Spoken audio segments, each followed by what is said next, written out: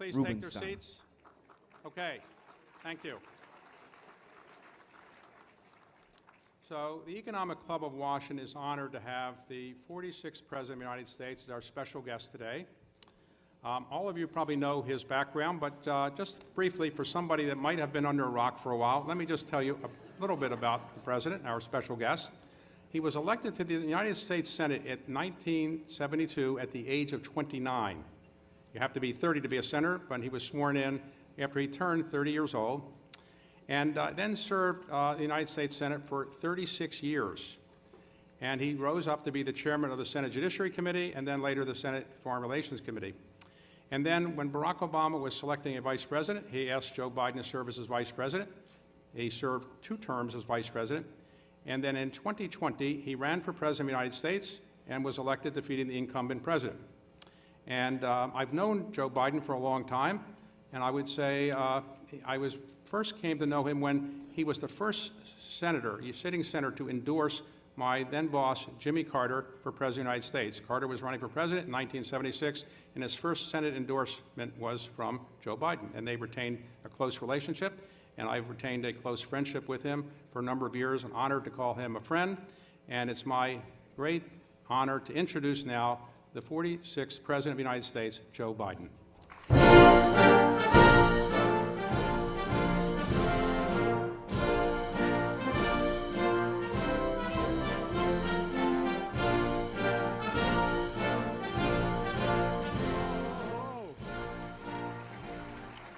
Thank you, David. In my household, we refer to David as the Washington Monument. Been a friend a long time. And not only thank you for the introduction, David, but thank you for your friendship. And thank you all for being here and allowing me to be here. Yesterday was an important day for the country, in my view. 2.5 years after the Federal Reserve began raising interest rates, it announced that it would begin lowering interest rates.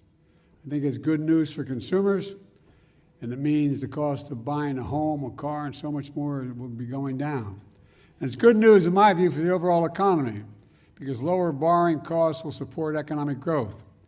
And it's an important signal from the Federal Reserve to the nation that after repeated interest hikes to cool down inflation, inflation has come back down, and the Fed is switched to lowering rates to keep the country growing, the economy growing.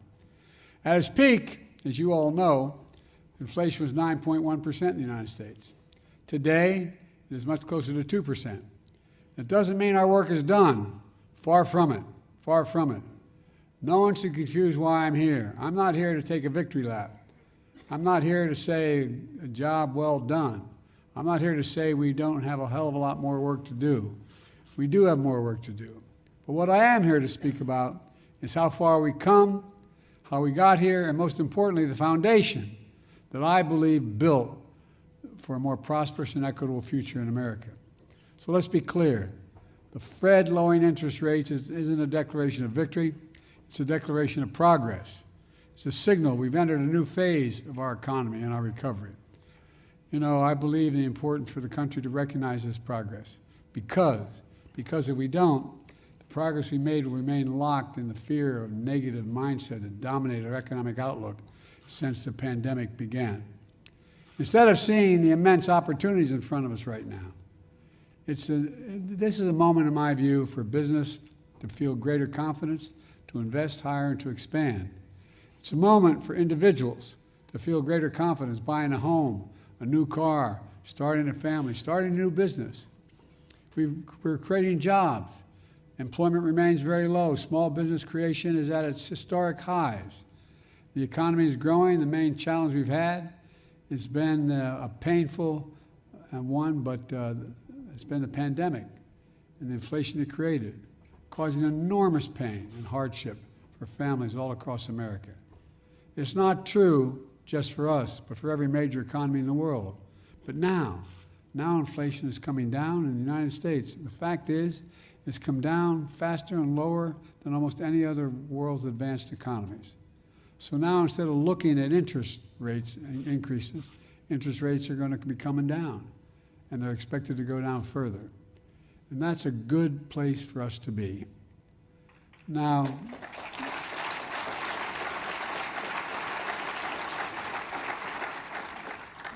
A lot of people, as you all know, maybe you know a few, thought we'd never get here. When Kamala and I came to office, 3,000 people a day were dying of COVID, 3,000 a day. Millions of Americans had lost their jobs, their businesses, and the global economy was in a tailspin. 4 years ago, we inherited the worst pandemic in a century, the worst economic crisis since the Great Depression. In fact, my predecessor was one of just two presidents in American history who left office with fewer jobs than the day he came to office. The other, Herbert Hoover. When I came to office, there was no real plan in place. No plan to deal with the pandemic. No plan to get the economy back on its feet. Nothing, virtually nothing. In fact, the nonpartisan Congressional Budget Office predicted we wouldn't see a full recovery until well after the end of my first term in office. But I refused to accept that, like many of you refused to accept it. I came to office determined not only to deliver immediate economic relief for the American people, but to transform the way our economy works over the long term. To write a new economic playbook. Grow the economy from the middle out and the bottom up, not just the top down. Put workers first, support unions to make sure workers have a bargaining clout they need to get a fair price to grow that pie. And after all, it's the productivity, they're the productivity baked into that pie, in my view. Leave no one behind. Foster fair competition. Invest in all of America and in all Americans. When we do things for the poor and they have a ladder up, the middle class does very well and the wealthy continue to do very well. We all do well, and we are doing well. Working families and the middle class are the center of the strong, equitable, and sustainable recovery. Here are the keys from the new playbook, in my view. Within the first 2 months in office, I signed the American Rescue Plan, one of the most significant economic recovery packages in our history. Not a single person on the other team, Republicans, voted for it. It delivered shots in the arm for vaccines to vaccinate the nation in one of the most sophisticated logistical operations in American history. I found it incredibly difficult to plan that. Without protecting our nation from COVID, our economic recovery would never have taken off. It also delivered immediate economic relief for those who needed it the most. An individual earning less than $75,000 a year received a $1,400 check. So a family of 5 earning less than $150,000 a year could receive as much as $7,000. And by the way, middle-class families like the one I grew up and many of you grew up in, that is a game changer. That saved people's sense of being. It also prevented a wave of evictions, bankruptcies, and delinquencies and defaults that the previous crises weakened the recovery and left working families permanently further behind. I was determined to avoid what Secretary Yellen called the economic scarring that hurt so many Americans and left them behind in the past. We delivered essential funding to states and local governments to keep essential services moving, to keep teachers and first responders on the job, to keep small businesses open, and to build more housing. We also expanded the child tax credit to cut child poverty in half. With the Butch-Lewis Act, we took the most significant action in 50 years to protect the pensions of millions of union workers and retirees.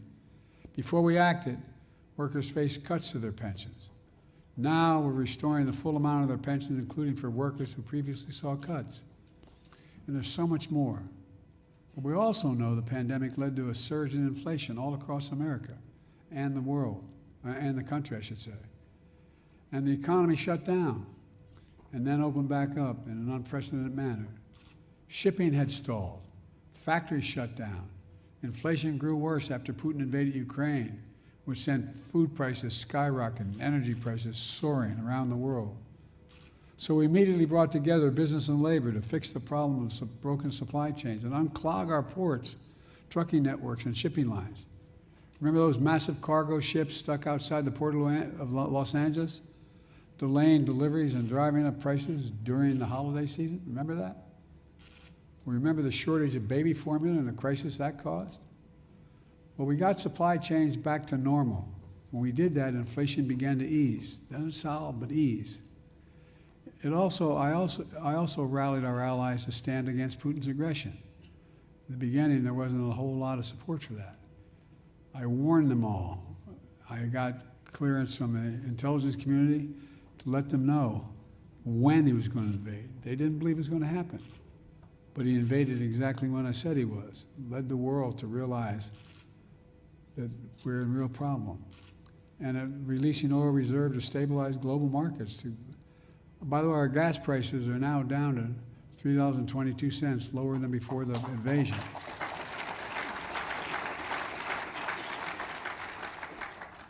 And $3, below $3 a gallon in 14 states, including Delaware. I can go home now, past the gas station. Energy production from all sources is now at record highs in America. Record highs. And unlike my predecessor, I respect the Federal Reserve's independence as they pursued its mandate to bring inflation down. That independence has served the country well. And by the way, I've never once spoken to the chairman of the Fed since I became president. It will also do enormous damage to our economy if that independence is ever lost. You know, my new economic playbook also rejects the long-held conventional view among economists, many economists, that we had to lower our ambitions to bring inflation down. After I took action to rescue the economy, we got relief to families that needed it. Some experts predicted that people that we would leave the labor market and not come back to work. They referred to this as the Great Resignation. Remember that? The Great Resignation. Well, to state the obvious, they were dead wrong. We now have the highest working age employment in decades.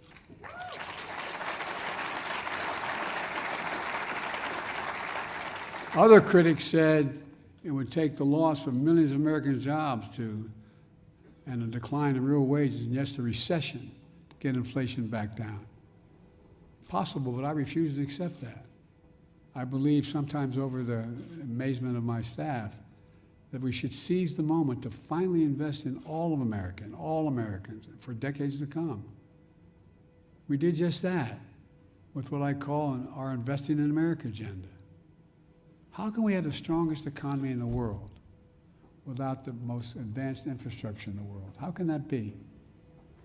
That's why I wrote and worked so hard to pass the bipartisan infrastructure law.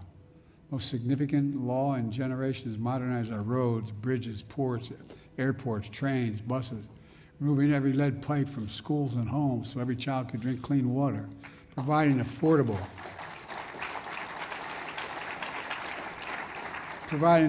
high-speed internet for every American, no matter where they live, not unlike what Franklin Roosevelt did. Remember what he did?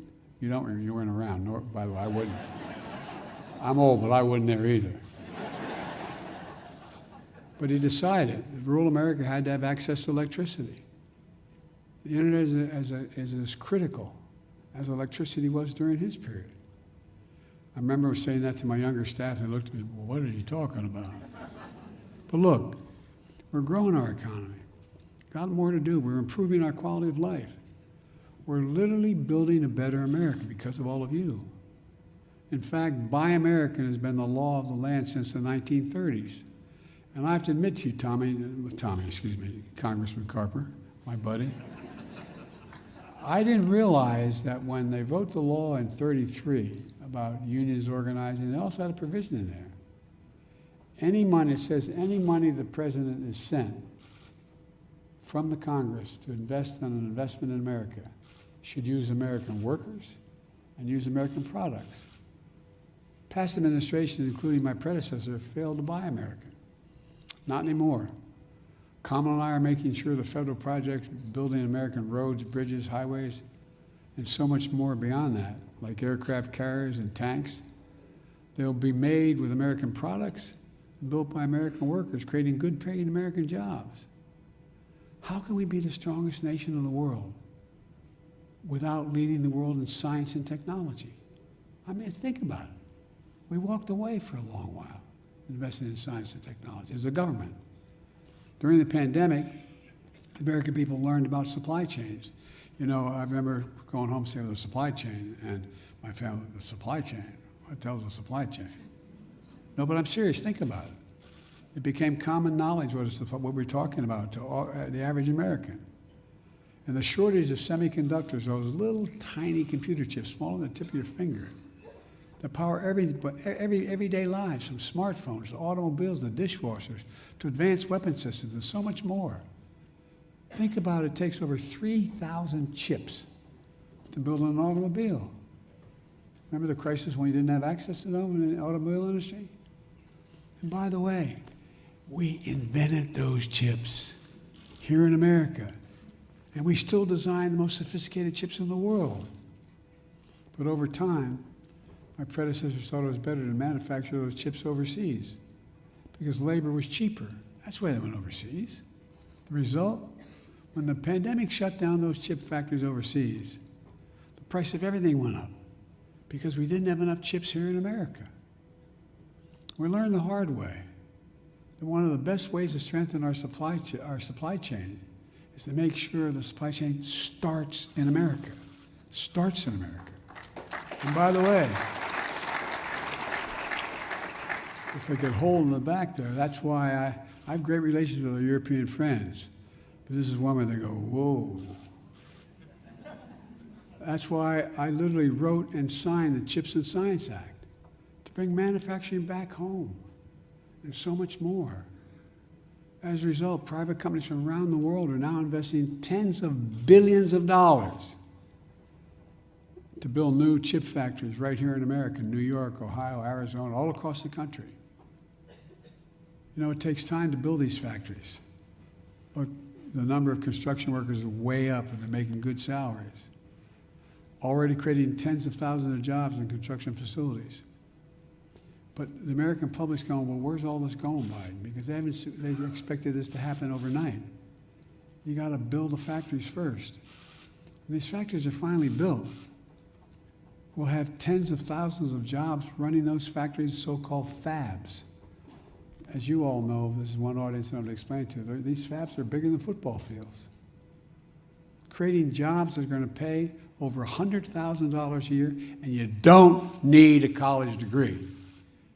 And it's going to generate such economic growth when the one outside of Columbus, Ohio, 1,000 acres, I call it a field of dreams. The old playbook was to go abroad, the cheapest labor, export American jobs, import foreign products. Our new playbook is we export American products and create American jobs right here in America where they belong. But that's not all. I wrote and signed the law, the Inflation Reduction Act, the most significant climate law ever anywhere in the history of the world. When I say I wrote, I actually did write some of this, as my daughter would say, with my own paw. Skeptics told me we couldn't get it done, remember? We couldn't get this done. There was no possibility of this. There wasn't a consensus. And if we did it, it would be too late and too little. But we did it with your help. $369 billion for climate and clean energy, more than ever happened in the history of the world. Not a single one of the opposition Republican friends voted for it. It took Vice President Harris to cast a tie-breaking vote in the Senate. The Inflation Reduction Act. It's going to help cut carbon emissions in half by 2030. We're well on the way, including, well, I won't go into it all, and creating hundreds of thousands of good-paying, clean energy jobs for American workers. I set up a climate corps, just like the Peace Corps. It's going to, you watch what happens with that. Lower energy costs for families with tax credits, to install rooftop solar and efficient energy appliances, to weatherize your windows and doors with high-tech insulation, more efficient heating and cooling systems, get a tax credit for doing it and grow employment and grow the economy, and so much more. And again, many of you are doing it, you're the ones doing it, are creating these good-paying jobs. The Inflation Reduction Act also focused on lowering costs for prescription drugs. There was a law in America that I fought like hell as a senator, and a lot of others who did for a long, long time, to change the law. The only agency that could not negotiate prices was Medicare. For years, many other members of Congress fought for decades to change that and give Medicare the power to negotiate lower drug prices, like the VA was able to negotiate drug prices for veterans. Well, with the Inflation Reduction Act, we finally beat Big Pharma. And we finally gave Medicare the power to negotiate lower prescription drug prices. And now, millions of seniors have diabetes, as one example. But now, instead of paying up to $400 a month for that insulin, for their diabetes, they're only paying $35 a month. $35. And they're still making a hell of a profit, by the way. You know how much it costs to make that insulin? $10. T-E-N dollars. $10. Package the whole thing and get up to $13. By the way, if I had Air Force One sitting out there, I could get you in a plane and take you anywhere in the world, any major capital. Whatever prescription you have, I can get it for you cheaper in Toronto, London, Berlin, Rome, anywhere around the world. But it's just beginning. The same law says that starting this January, we don't have to obtain any new changes with the law, the existing law, every senior's total prescription drug cost will be capped at $2,000 a year, no matter how expensive their drugs are. Even expensive cancer drugs that cost $10,000, $12,000, $14,000 a year. These reforms don't just save seniors money, but equally important, they save every American taxpayer money. Just so far, these reforms will save American taxpayers $160 billion over the next decade because Medicare won't have to spend that anymore. And by the way, that weight loss medicine is just getting going, man, that debate. Watch. All told, we're proving that we can bring down inflation while safeguarding hard-won gains in jobs and real wages in American workers. Today, a record 16 million jobs created, more than any other single presidential term. When I took office, more than 2 million women left the workforce due to the pandemic. If you listen to these other guys, they think women don't want to work. They don't know women in America. Oh, I'm serious. Watch. Watch, watch, watch. And speaking of watches, on my watch, we reversed the loss. We actually increased the number of women working by an additional 2 million women in the workforce. And by the way, we have the highest share of working age women on jobs since 1948. And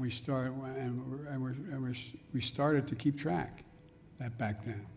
With wages up, incomes up for women workers, we've always believed women should be paid equally for equal work, and there's not a single damn job a woman can't do that a man can do, including being President of the United States of America.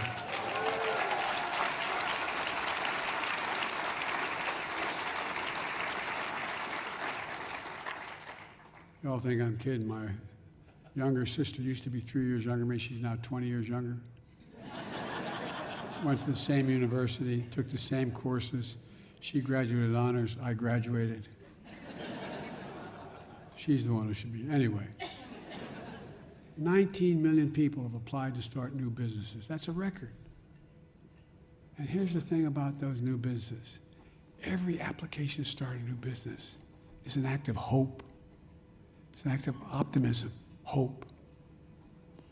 More Americans have health insurance than ever before, and I don't think that should be something we should sneeze at. Everyone deserves basic health care. The racial wealth gap is the smallest in 20 years. Remember how many economists thought we need a recession to bring down inflation? There was even a major financial news headline, which I'll not reference, saying, 100% chance of recession in 2023. Well, instead, our economy grew by more than 3% last year, and inflation came way down. American households came out of the crisis, American households, with stronger balance sheets, higher incomes, greater wealth. And all that progress is a remarkable testament to the resilience and determination of the American people. They're the one, determination of American workers, of American entrepreneurs like all of you, of American business, is in stark contrast to my predecessor's record. His failure in handling the pandemic led to hundreds of thousands of Americans dying because of COVID. Remember, just inject a little dye, you'll be okay? His failure to lead the economic crisis that followed, that create millions of Americans, caused them to lose their jobs. In fact, the last month of his failed term was the last month our economy lost jobs. On my watch, the economy has created jobs every single month for nearly 4 years. Because of you. My predecessor enacted a $2 trillion tax cut, which made overwhelmingly benefited the very wealthy and the biggest corporations. Made you feel good, I'm sure. But guess what? We don't have to hurt corporations. We don't have to. I come from the corporate state of the world. For 36 years, I represented a state, Tom and I, that had more corporations incorporated in Delaware than every other nation in the United States of America, every other state in the nation, the entire nation, in the state of Delaware. But what does policies do? Increase the federal deficit significantly, more than any other previous presidential term. And the federal deficit went up every single year of his presidency and left office with the largest annual deficit in American history, $3 trillion. And now, he not only would give another $5 trillion tax cut for the very wealthy and the biggest corporations, he wants a new sales tax on imported goods, food, gasoline, clothing, and more. As most of you know, such policies would cost the average American family nearly $4,000 a year. And he and his allies say they support workers in the middle class. Give me a break. On my watch, we created over 700,000 manufacturing jobs. He lost 170,000 manufacturing jobs in 4 years. On our watch, factory construction is at a record high. It increased 210%. On the other team's watch, factory construction barely increased 2%. On my watch, the trade deficit with China declined to its lowest level in a decade. On his watch, the trade deficit with China soared. On my watch, we're seeing a record stock market and record 401ks. The bottom line is, I'm a capitalist. I wish I had more stock. But I believe capitalism is the greatest force to grow the economy for everybody. I really mean it. Now, don't point to the fact that for 36 years, as Tom would point out to you, when they did the income of all the members of Congress, I was listed as the poorest man in Congress. I never thought I was poor. I had a decent salary as a senator.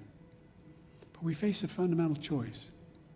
For the past 40 years, too many of leaders have sworn by an economic theory that has not worked very well at all, trickle-down economics. Cut taxes for the very wealthy, and they deserve having taxes cut. But cut for the very wealthy and hope the benefits trickle down.